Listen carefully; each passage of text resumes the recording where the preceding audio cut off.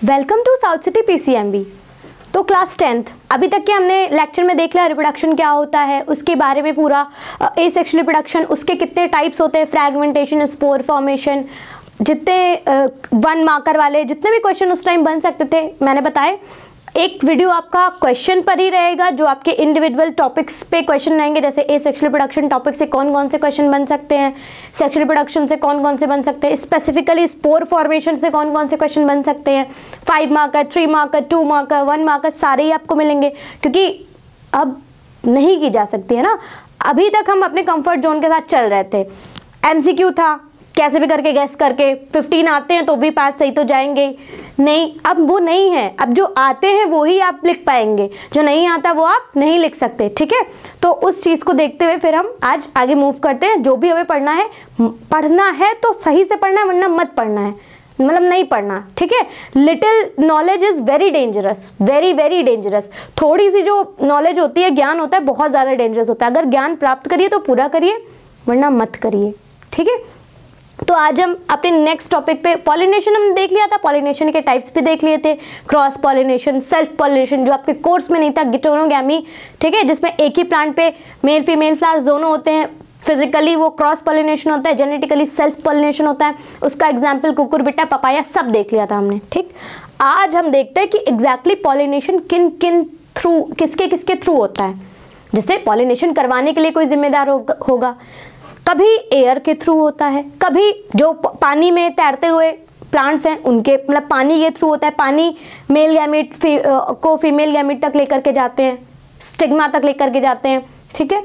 कभी क्या होता है, कोई इंसेक्ट आकर के मेल फ्लावर पे बैठा, उस पर मेल गैमीट लग गए, पॉलन ग्रेन्स, वो उड़ करके जाकर के बैठा है स्टिग्मा पर, तो वो पॉलन ग्रेन कहाँ ट्रांसफर हो जाते हैं, स्टिग्मा ऑफ द ओवरी पर। फिर वो वहाँ से pollen tube formation, pollen pistol interaction के बाद में गैमीट जाकर के अंदर फीमेल गैमीट और मेल गैमीट का फ्यूजन होता है। फिर डबल फर्टिलाइजेशन, आगे की इवेंट्स सब देखेंगे हम, ठीक।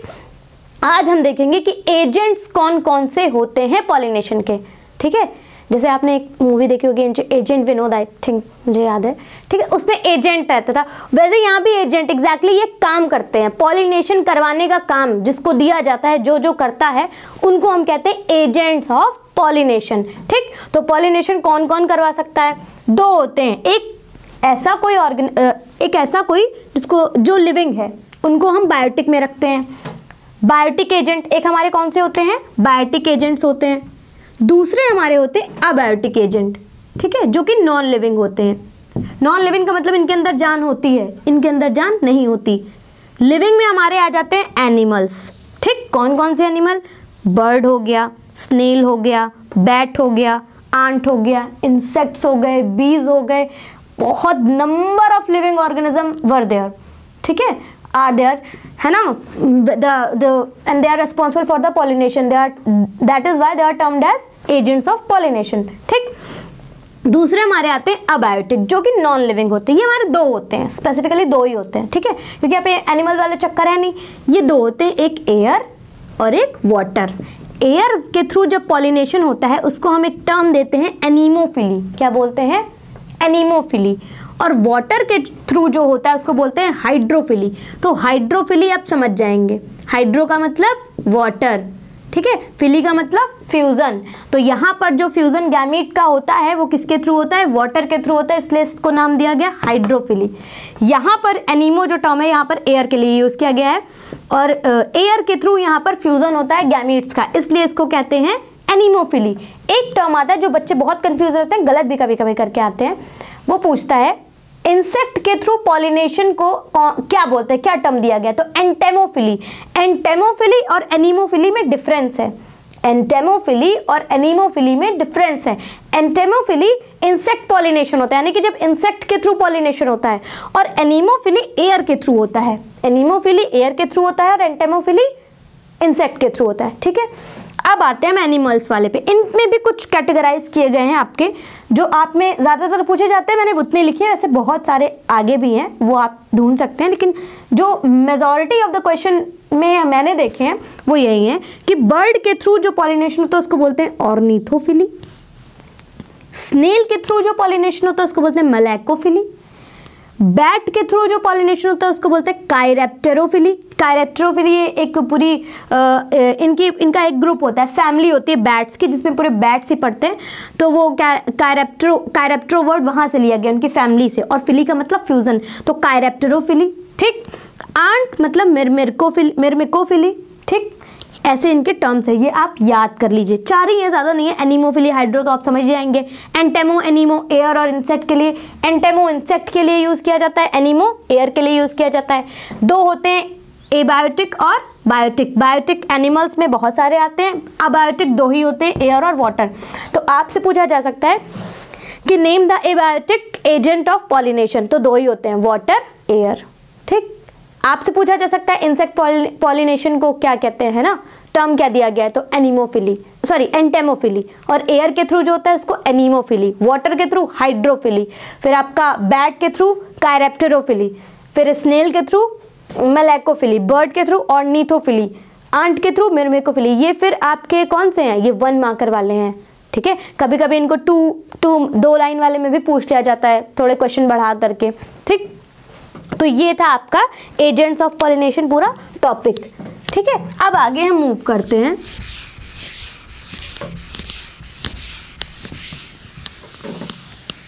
नेक्स्ट जो टॉपिक है हमारा, उसमें हम देखेंगे अडैप्टेशन। अडैप्टेशन का क्या मतलब है, जैसे आपको शायद पता होगा कि जब आप हिली एरियाज पे जाते हैं तो वहाँ पर कभी कभी क्या होता है कि ब्रीदिंग प्रॉब्लम होने लगती हैं, जबकि वहाँ के जो नॉर्मल यानी कि लोकल पीपल होते हैं उनको ऐसा कुछ नहीं होता। तो ऐसी क्या बात होती है कि लोकल पीपल को वो एरिया या इन्वायरमेंट सूट करता है, ठीक है, और हम जब जाते हैं तो हमें सूट नहीं करता, हमें ब्रीथ से रिलेटेड यानी कि ब्रीदिंग डिसऑर्डर या सांस लेने में हमें तकलीफ होने लगती है। ऐसा क्या होता है, देखिए जब हम प्लेन्स पे रहते हैं तो उस हिसाब से हमारे नंबर ऑफ आरबीसीज रहते हैं। ठीक है, तो ऐसा देखा गया है कि जो हिली एरियाज पे लोग लोकल पीपल रहते हैं, मतलब जो रोज वहाँ पे रहते हैं, उनके में नंबर ऑफ आरबीसी ज़्यादा होते हैं। उनके में क्या होते हैं, नंबर ऑफ आरबीसी ज़्यादा होते हैं हमारे कंपैरिजन में। ठीक, तो मैम इससे क्या मतलब है, मतलब है आरबीसी तो आपका ऑक्सीजन लेकर के जाता है, आरबीसी तो ट्रांसपोर्ट करता है ऑक्सीजन को, तो जितने ज़्यादा आरबीसी उतना ज़्यादा ऑक्सीजन ट्रांसपोर्ट। ठीक है, तो हम में नंबर ऑफ आरबीसी कम होते हैं तो ऑक्सीजन कम ट्रांसपोर्ट होता है। ठीक है, हम जब हिली एरियाज पे जाते हैं तो ऑक्सीजन कम ट्रांसपोर्ट होने की वजह से हमें ऐसा लगता है कि लगता क्या है, ऐसा है भी, ऐसा होता भी है कि ऑक्सीजन हम कम ले रहे होते हैं, उस वजह से हमें ऐसा लगता है कि जैसे सांस से रिलेटेड कोई प्रॉब्लम हो रही है ना, ब्रीदिंग डिसऑर्डर्स हमें वहाँ पे जाके हो जाते हैं, जबकि उनको कोई प्रॉब्लम नहीं होती। क्यों? क्योंकि उनमें तो पहले से ही नंबर ऑफ आरबीसी ज़्यादा है, उनको तो ऑक्सीजन ट्रांसपोर्ट ही हो रहा है। तो ये होती है एडेप्टेशंस। क्या होती हैं? एडेप्टेशंस। हम पानी में नहीं रह सकते, लेकिन फिशेज रहती हैं। क्यों? उनके पास गिल्स है, वो डिजॉल्व ऑक्सीजन लेती हैं। हम डिजॉल्व ऑक्सीजन नहीं ले सकते, हम एयर के थ्रू ऑक्सीजन को लेते हैं, क्योंकि हमारे में लंग्स हैं, उनके में गिल्स हैं। तो सबकी अपनी अपनी एडेप्टेशंस होती हैं। ठीक है, ऐसे ही आपके बर्ड्स में न्यूमेटिक बोन्स पाई जाती हैं, जिनको हम लोग स्पंजी बोन्स भी कहते हैं, जो कि वेट को रिड्यूस कर देती हैं। जब स्पंजी बोन पाए जाते हैं तो उसमें पोर्स होते हैं बोन्स में, जिनकी वजह से उनका वेट जो होता है वो हल्का हो जाता है और वो आसानी से उड़ सकती हैं, उनको अपना वेट भारी नहीं लगता है। ठीक है, क्योंकि एयर उनमें से पास होती रहती है उन बोन्स के थ्रू। ठीक, तो ये सारी अडेप्टेशन है। वैसे ही अगर इंसेक्ट पॉलिनेशन करवाना है तो उसमें प्लांट में भी कुछ ना कुछ अडेप्टेशंस होती हैं। अगर एयर के थ्रू होना है तो भी कुछ अडेप्टेशंस होती हैं, वाटर के थ्रू होना है तो भी अडेप्टेशंस होती हैं। ठीक है, जैसे वाटर में हर कोई नहीं रह सकता, जिसके पास गिल्स हैं, जो डिजॉल्व ऑक्सीजन लेता है वही रह सकते हैं, हम नहीं रह सकते। हम कॉन्टिन्यूअस रह सकते उसमें? नहीं रह सकते। ठीक है, तो वैसे ही कौन से ऐसे अडेप्टेशंस होते हैं जो कि पॉलिनेशन, वाटर पॉलिनेशन के लिए रिस्पॉन्सिबल है, कौन से होते हैं जो इंसेक्ट पॉलिनेशन के लिए रिस्पॉन्सिबल है, और कौन सी हैं जो हमारी कौन सी एयर के लिए रिस्पॉन्सिबल है। ठीक है, तो आइए देखते हैं adaptations of insect. Adaptation of insect pollination. तो ये बताइए, इंसेक्ट पॉलिनेशन यानी कि इंसेक्ट आएगा, ठीक, और पॉलिनेशन करवाएगा। तो जब तक अट्रैक्शन या फिर अट्रैक्टिव फ्लावर्स नहीं होंगे तब तक इंसेक्ट पॉलिनेशन नहीं होता। तो पहला पॉइंट ये लिखते हैं कि फ्लावर शुड बी अट्रैक्टिव ठीक है। अब अट्रैक्टिव में 2 पॉइंट हम बना सकते हैं। Flower should be bigger in size,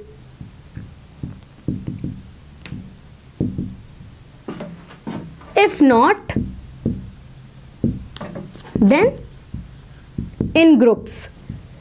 पहली बात तो जो फ्लावर है वो छोटा नहीं होना चाहिए, बड़ा होना चाहिए फ्लावर, तभी वो इंसेक्ट उसको देख पाएगा। और अगर छोटे फ्लावर है तो वो ग्रुप में इकट्ठा होंगे तो ऐसा लगेगा कि बड़ा सा फ्लावर है, ग्रुप में इकट्ठा होने चाहिए, ठीक है। अगर नहीं है, साइज उनका बड़े फ्लावर्स नहीं है, छोटे हैं, तो ग्रुप्स में होने चाहिए, ठीक। दूसरा point, flower should B colourful. ऐसा कलर नहीं होना चाहिए जो अट्रैक्ट ही ना करें, है ना, थोड़ा अट्रैक्टिव। हम भी अगर देखते हैं तो हम उन्हीं फ्लावर से या गार्डन में उन्हीं फ्लावर्स के पास जाते हैं जो बहुत अट्रैक्टिव, जिनका कलर बहुत खूबसूरत होता है। हम गार्डनिंग भी उन्हीं की करते हैं, यानी कि अपने गार्डन में भी सुंदर खूबसूरत फूलों को ही लगाते हैं, ठीक है। तो उसी तरह से वो भी अट्रैक्ट कलरफुल फ्लावर से ही होते हैं। बात समझ में आ गई, ठीक है। तभी वो जाकर के पॉलन ग्रेन को उठाएंगे, फिर पॉलन ग्रेन से स्टिग्मा पे कॉन्टिन्यूसली ये चीज़ चलती रहेगी। नेक्स्ट आप लिखेंगे फ्लावर शुड हैव फ्रेग्रेंस। कभी कभी क्या होता है, मान लीजिए कि वो फ्लावर जो है वो कहीं प्लांट से छुप गया, पर उनकी जो महक है, जो फ्रेग्रेंस है, वो इंसेक्ट को खींच करके लेके आती हैं, ठीक है। तो ये भी एक एडेप्टेशन है कि जब वो कलरफुल नहीं होते हैं या उतने अट्रैक्टिव नहीं होते, पर उनकी स्मेल यानी कि फ्रेग्रेंस जो होता है इतनी अट्रैक्टिव होती है कि इंसेक्ट उनसे खींचे चले आते हैं, ठीक है। ये भी पॉलिनेशन के लिए एक एडेप्टेशन ही है। नेक्स्ट हमारा क्या होता है, नेक्स्ट ये है कि फ्लावर जो फ्लावर में आपका कुछ फ्लावर्स ऐसे होते हैं जो कि एग लेइंग, कुछ आपके जैसे एक, अभी आप जब आगे जाएंगे तो युक्का और मॉथ का रिलेशनशिप पढ़ेंगे, युक्का एंड मॉथ का, ठीक।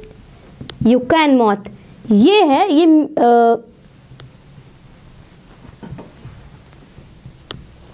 म्यूचुअल रिलेशनशिप में रहते हैं, ठीक है। म्यूचुअल रिलेशनशिप मतलब ये इसके बिना नहीं रह सकता और ये इसके बिना नहीं रह सकता। इसका क्या मतलब हुआ, अगर गलती से भी ये जो युक्का प्लांट है, ये गलती से भी, जैसे आपके कुछ ऑर्गेनिज्म प्लांट्स में भी और एनिमल्स में भी एक्सटिंक्ट हो गए, मतलब खत्म हो गए, तो गलती से भी ऐसा एज्यूम कीजिए कि युक्का खत्म हो गया, पूरे दुनिया में कहीं नहीं है, तो मौत भी खत्म हो जाएंगे।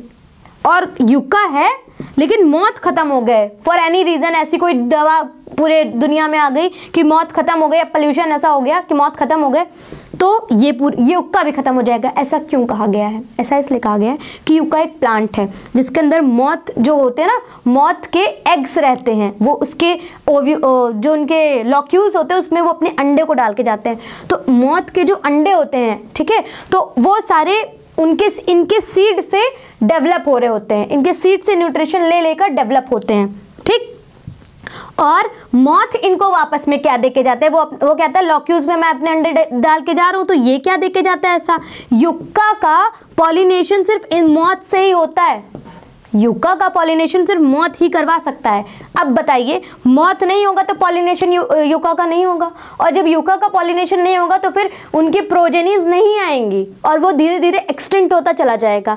दूसरा केस, युक्का खत्म हो जाए तो मॉथ अपने एक्स को कहाँ रखेगा, ये खुद तो है पर इसकी प्रोजेनीज नहीं आएंगी, अंडों को इसने कहीं और रख दिया, किसी जो कि इनको खाने वाला था अंडों को, दूसरा कोई एनिमल आकर के खत्म कर दिया, इनकी प्रोजेनी खत्म हो जाएंगी। बात समझ आ गई।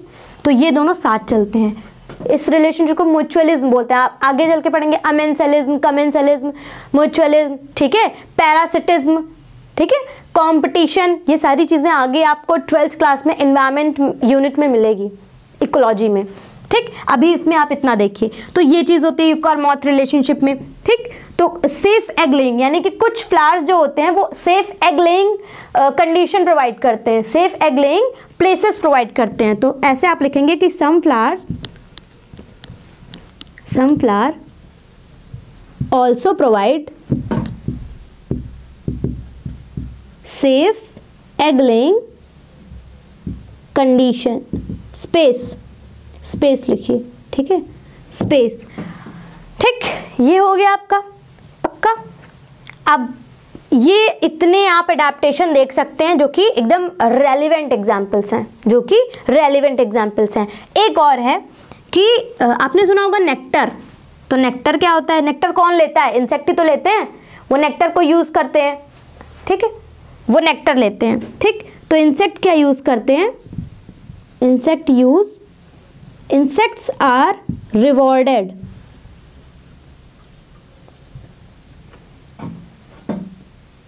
बाय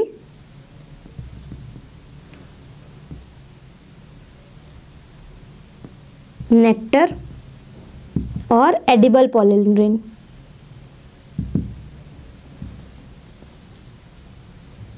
पॉलन ग्रेन्स यानी कि खाने वाले पॉलन ग्रेन्स भी, ऐसा नहीं है कि ट्रांसफरेबल वाले, कुछ एडिबल पॉलन ग्रेन होते हैं, वो भी इंसेक्ट को मिलते हैं, तो वो खाने के लिए वहाँ पे जाते हैं। वो ऐसा समझते हैं कि मुझे नेक्टर मिलेगा, स्वीट सब्सटेंस मिलेगा, तो वो जाते हैं और अल्टीमेटली उनका पॉलिनेशन हो जाता है। बात समझ आ गई यहाँ तक आपका? ठीक है।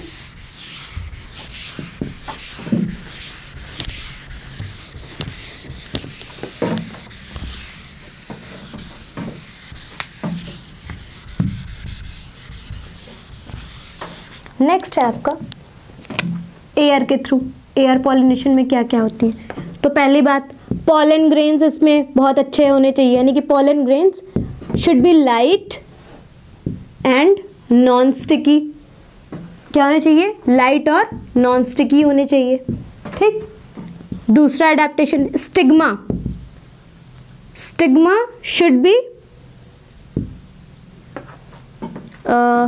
जो स्टिग्मा होनी चाहिए वो स्टिकी होनी चाहिए, या फिर उसका जो फेदर लाइक होना चाहिए, ठीक है, ठीक।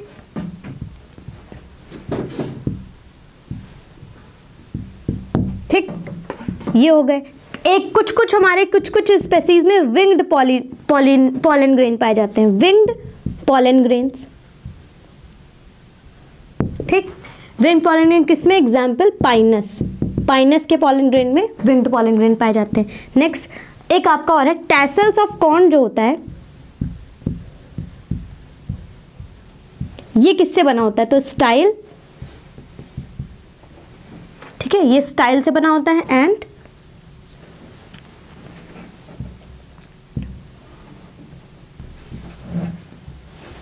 स्टाइल और स्टिग्मा से, ठीक है, ये हो गया, ठीक। इतने चीज़ें हैं आपके, इसमें कुछ आपके अट्रैक्टिव होने की ज़रूरत नहीं, क्योंकि एयर के थ्रू यहाँ पे पॉलिनेशन होता है, फेदर लाइक होना चाहिए, ये सारी चीज़ें हैं। ये आपके हो गए एयर पॉलिनेशन। अब हम आते हैं वाटर पॉलिनेशन पे। तो वाटर पॉलिनेशन एग्जाम्पल है वेलिस्नेरिया, ठीक।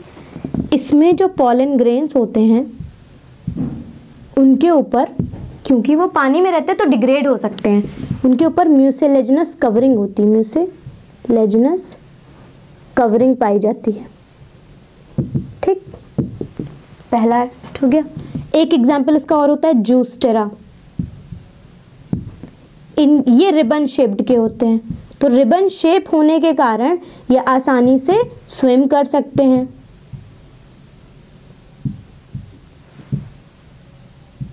और साथ में इनके ऊपर भी कौन सी लेयर होती है? म्यूसिलेजिनस,